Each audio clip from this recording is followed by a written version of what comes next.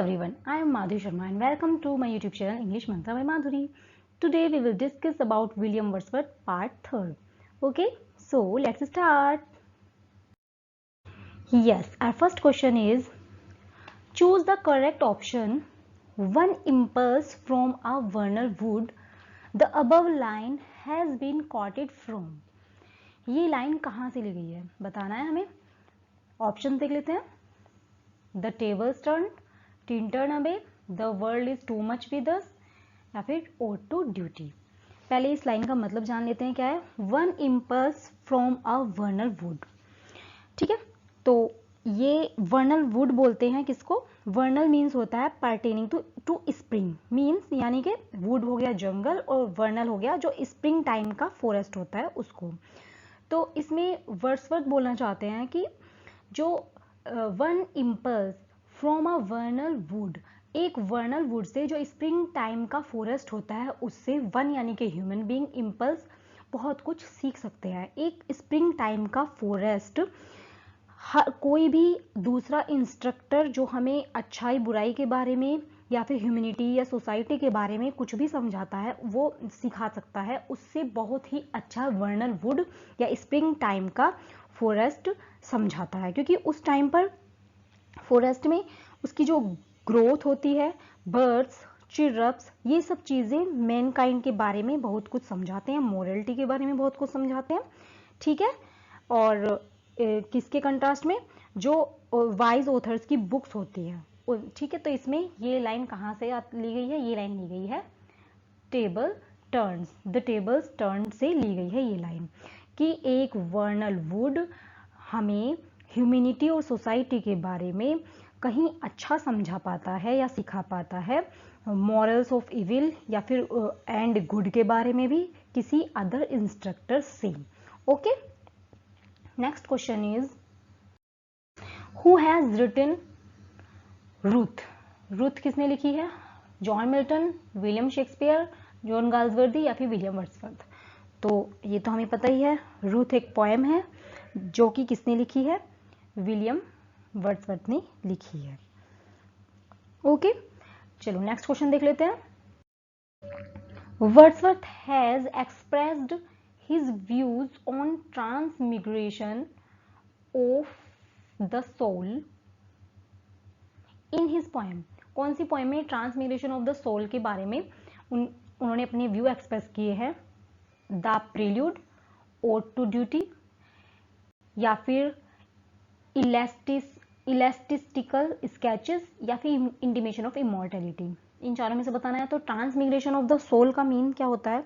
ट्रांसमिग्रेशन of soul का mean होता है कि जो ट्रांसफर यानी कि ट्रांसमिग्रेशन का मतलब है इसमें सोल का एक बॉडी से आफ्टर डेथ दूसरी बॉडी में ट्रांसफर हो जाना या चले जाना. ठीक है, इसमें odd on the intimation of immortality, जिसको इंटीमेशन ऑफ इमॉर्टैलिटी ओड भी बोला जाता है, इसमें ये व्यू एक्सप्रेस किया है विलियम वर्ड्सवर्थ ने. ओके, ठीक है, चलिए नेक्स्ट क्वेश्चन देख लेते हैं. Who has written Peter Bell among the following. Peter Bell किसने लिखी है ये भी बतानी है हमें. तो वर्ड्सवर्थ, शेक्सपियर, गाल्सवर्थ या फिर मिल्टन. विलियम वर्ड्सवर्थ की ही एक पोएम है. ठीक है, लॉन्ग नैरेटिव पोएम है विलियम वर्ड्सवर्थ की, जो कि 1798 में लिखी गई थी, लेकिन पब्लिश नहीं हो पाई थी 1890 तक भी. Okay, Peter Bell. इसके नेक्स्ट क्वेश्चन देख लेते हैं. Where was Wordsworth born. Wordsworth कहाँ पर जन्मे थे. कुकरपेट, कुकरमाउथ, कुकर हिल या फिर कुकर वैली. तो William Wordsworth was born on 7 अप्रैल 1770. ये मैंने पहले भी बताया हुआ है आपको. एट कहाँ पर. Cockermouth. Option number B is correct. और डेथ कब हुई थी इनकी. 23 अप्रैल 1850 को. क्वेश्चन नंबर 6 इज लिल we see in nature that is ours. The above line has been quoted from. ये लाइन कहाँ से ली गई है. Tintern Abbey, the world is too much with us, immortality ode या फिर ode on intimations of immortality, या फिर लूसी ग्रे. इनमें से हमें बताना है. तो जो ये लाइन है little we see in nature that is ours has been quoted from William Wordsworth. कौन सी पोएम है. The world is too much with us, ठीक है, जो कि 1802 में कंपोज की गई थी, 1807 में पब्लिश हुई थी, ठीक है। और इसमें जो पोएम ये little we see in nature that is earth, इससे मतलब है पोइट का कि जो ह्यूमैनिटी है must get in touch with nature to progress spiritually, यानी कि हम लोग जो नेचर में बहुत ही कम देख पाते हैं जो कि हमारे चारों ओर होता है, ठीक है। और वो बताते हैं कि जो पीपल हैं नेचर में एक्चुअली जो वो देखते हैं belong to them, he laments that instead of trying to enjoy nature, हम नेचर को इंजॉय करने के बजाय जो पीपल हैं वो मटेरियल वेल्थ के पीछे या वर्ल्डली पोजीशन के पीछे भागते जा रहे हैं, और जो नेचर ने हमें दिया है हम उसको बिल्कुल भी नहीं देखते हैं, ना ही उसका हम इंजॉय करते हैं, ठीक है। तो इसके ये लाइन कहाँ से ली गई है, the world is too much with us से, by William Wordsworth. Next question देख लेते हैं हम, the still sad music of humanity, humanity यानी कि मानवता का स्टिल सैड म्यूजिक, उदास संगीत, in which poem of William Wordsworth does this line occur, ये लाइन कहाँ से ली गई है, काफी ये लाइन पूछी जाती है, जो क्वेश्चन नंबर 6 था वो भी और 7 है ये भी। तो ये लाइन, इसके ऑप्शन देख लेते हैं, immortality ode, ode on duty, Tintern Abbey, या फिर द सोलिटरी रीपर। तो ये लाइन पहले मैं बता दूं, टिंटन अबे, या फिर इसका दूसरा टाइटल है lines written a few miles above Tintern Abbey, इससे ली गई है लाइन ये। और इसमें जो 1798 में लिखी गई थी पोएम, और इसमें जो राइटर है वो कहना चाहते हैं कि जो अपने आसपास की दुनिया से निकलने वाले जो ह्यूमैनिटी का उदास संगीत है वो सुन सकते हैं, ठीक है। He can sense some universal timeless connection between nature and all of humanity, ठीक है, तब इन्होंने ये बात कही है।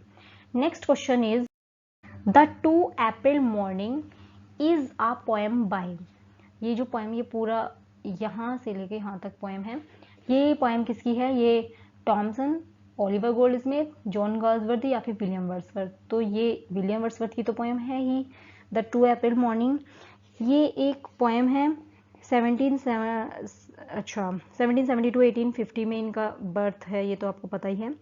और इस पोएम में बताया गया है, एक्सप्रेस करते हैं William Wordsworth, the loss of a young girl with lots of pain and sorrow. Actually ये एक यंग गर्ल जिसका नाम होता है एशा, उसकी स्टोरी है ये, वो उसकी डेथ हो जाती है, और जो एक आदमी है उसकी छोटी सी बेटी होती है, ये एशा 30 ईयर बाद वो उसे अपनी बेटी को बहुत ही मिस कर रहा होता है, तब वो एक छोटी बच्ची जो कि बिल्कुल उसी की बेटी की तरह ब्यूटीफुल सी रहती है, उसे देख के उसे अपनी और बेटी की याद आ जाती है, फिर उसके अंदर जितना भी हार्ट में उसके लव और पेन छिपा रहता है वो बाहर आ जाता है निकल के, और फिर वो विश करता है कि काश ये मेरी बेटी की तरह ना हो, क्योंकि वो भी उसे छोड़ के चली गई थी, काफ़ी यंग में थी वो तब, और इसलिए वो नहीं चाहता कि ये मेरी बेटी ना हो, बाकी वो उसे याद आ जाती है। तो इसीलिए ये इस पोएम की मैंने थोड़ी सी आपको समरी बता दी है, द 2 अप्रैल मॉर्निंग, जो कि विलियम वर्ड्सवर्थ ने लिखी है।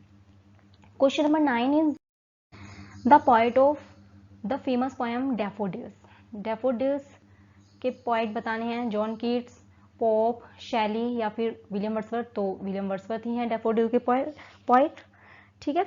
ये 1807 में पब्लिश हुई थी, 1802 में लिखी गई है, और पब्लिश किस में हुई थी, पोएम्स इन 2 वॉल्यूम्स में पब्लिश हुई थी डैफोडिल्स, काफ़ी अच्छी पोएम है। Question number 10 is, who is the author of lyrical ballads, lyrical ballads के ऑथर कौन है, जॉन कीट्स, विलियम वर्ड्सवर्थ, शैली या फिर ड्राइडन। तो ड्राइडन, डन में यहाँ पर ई आएगा, ये ओ नहीं है, यहाँ पर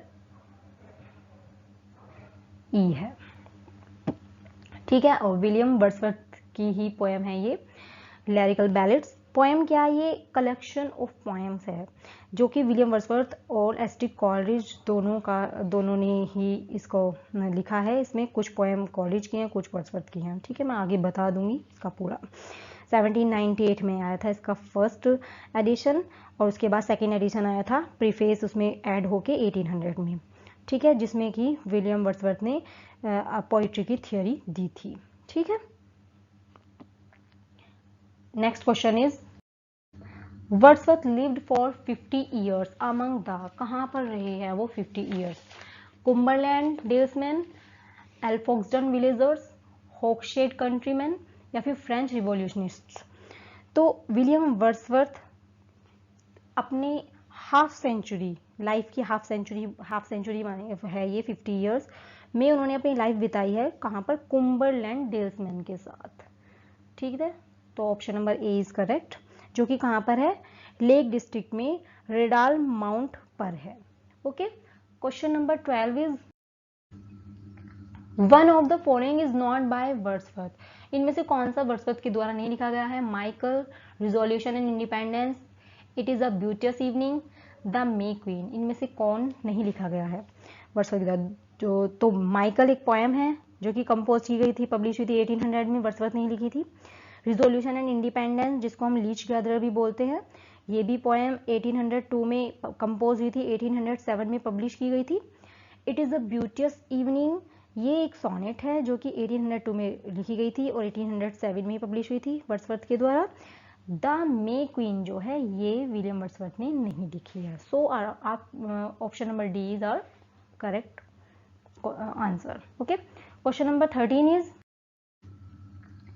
Wordsworth learn that words may build a princely throne on humble truth from।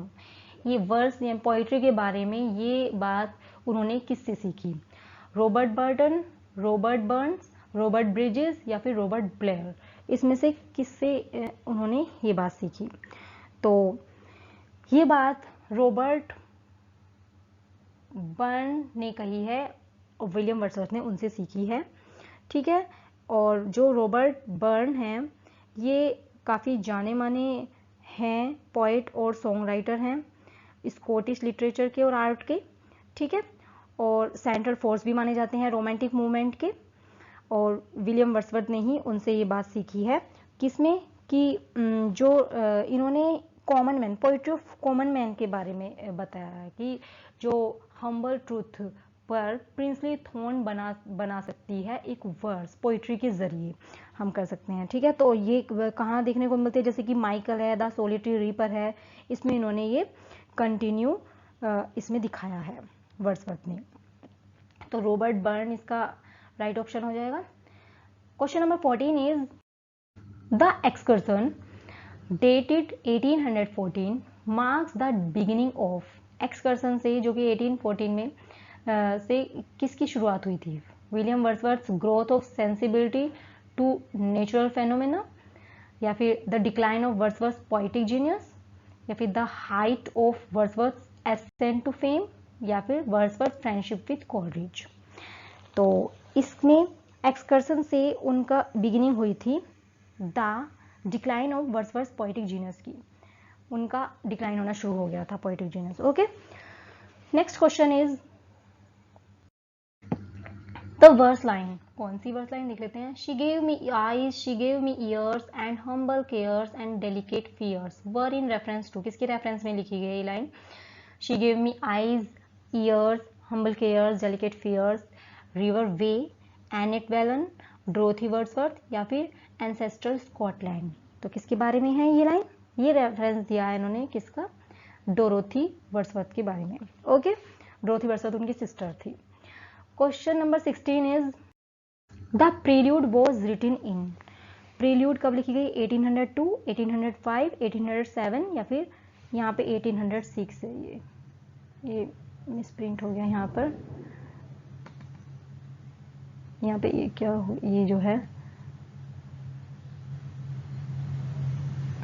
Yes और यहाँ वन बना देती हूँ। ओके, 1806 है ये। इसमें कब लिखी गई थी ये? द प्रील्यूड जो है ये वर्ड्सवर्थ की एक तरीके से माइंड की ग्रोथ भी कही गई है। इसमें स्टार्टिंग से लेके लाइफ टाइम तक की पूरा बताया हुआ है इन्होंने, और ये 1805 में लिखी गई थी। हालांकि ये वर्ड्सवर्थ की डेथ के बाद ही पब्लिश हुई थी, उनकी वाइफ के द्वारा पब्लिश की गई थी। ठीक है, कंप्लीट हुई थी ये 1805 में। ठीक है, नेक्स्ट क्वेश्चन देख लेते हैं। William Wordsworth was in 1791 in France में थे, where he was witness to the middle stages of, किसके विटनेस थे वो? The French poetic practices, the French drama, the French culture of art, या फिर द फ्रेंच रिवॉल्यूशन। तो Wordsworth ने अपनी सेकंड ट्रिप फ्रांस की 1791 में की थी, और ये किसके विटनेस बने थे? द फ्रेंच रिवॉल्यूशन के, उन्हीं के सामने हुआ था वहां पर। Next question is, who said Milton thou shouldst be living at this hour? Milton, तुम्हें इस टाइम यहाँ पर जीवित होना चाहिए था। कीट्स, वर्ड्सवर्थ, आर्नल्ड, या फिर W.B. येट्स। तो ये ओपनिंग लाइन है सोनेट की, विलियम वर्ड्सवर्थ की, जिसका नाम क्या है? लंदन 1802, या फिर टू मिल्टन। ठीक है, इसमें वर्ड्सवर्थ जो हैं वो इंग्लिश पीपल को सेल्फिश बताते हैं, जो बस अपने स्वार्थ में लगे पड़े हैं, और आह्वान करते हैं कि मिल्टन जैसे 17th सेंचुरी के पोइट मिल्टन, जॉन मिल्टन का, कि तुम होते तो सही तरीके से लीड करते लोगों को। तो विलियम वर्ड्सवर्थ की ये लाइन है जो कि टू मिल्टन या लंदन 1802 में कही गई है। तो यही पूछ लेते हैं कि ये लाइन किसने कही है? वर्ड्सवर्थ ने कही है। किसके लिए कही है? जॉन मिल्टन के लिए कही है। कहाँ पर कही है? टू मिल्टन या फिर लंदन 1802 में कही है। Okay, question number 19 is, who called Wordsworth the egotistical sublime? Egotistical sublime, sublime बोलते हैं ग्रेट को, इगोटिस्टिकल जो सेल्फ कंसर्न में रहता है। ठीक है, तो लैम, आर्नल्ड, एलियट, या फिर कीट्स। तो जॉन कीट्स ने ये वर्ड्सवर्थ के लिए कहा है।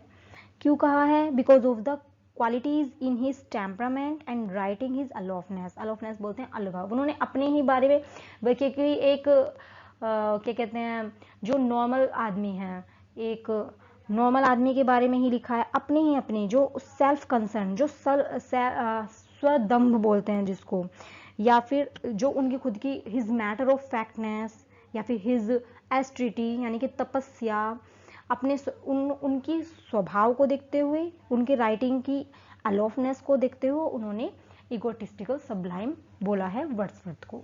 ठीक है, question number 20, the last question of this session is, for a handful of silver he left us, this line of browning. ये क्वेश्चन ये भी पूछा जाता है कि किसने बोली है ये line, has a reference to, और किसके बारे में बोली है? तो शेक्सपियर, वर्ड्सवर्थ, टेनिसन और ड्राइडन। तो पता है हमें विलियम वर्ड्सवर्थ के लिए लाइन बोली गई है, किसने बोली है? ब्राउनिंग ने, रॉबर्ट ब्राउनिंग ने बोली है। और ये कब बोली थी? जब पोएट ल्यूरेट बन गए थे विलियम वर्ड्सवर्थ, तब उन्होंने ये लाइन बोली थी रॉबर्ट ब्राउनिंग ने। ठीक है, विलियम वर्ड्सवर्थ के बारे में, for a handful of silver, कुछ चंद सिल्वर के लिए ही लेफ्ट अस, उन्होंने हमें छोड़ दिया है। ठीक है, चलिए, सो ये 20 क्वेश्चंस थे जो कि आज हमने कंप्लीट किए हैं। एज आई बिलीव आपको बहुत अच्छे से समझ में आए होंगे, और अगर आपने चैनल को सब्सक्राइब नहीं किया है तो मुझे मोटिवेट करने के लिए चैनल को सब्सक्राइब कीजिए, और वीडियो को लाइक कीजिए, अपने फ्रेंड्स के साथ शेयर कीजिए। Okay, thanks for watching, bye bye, take care.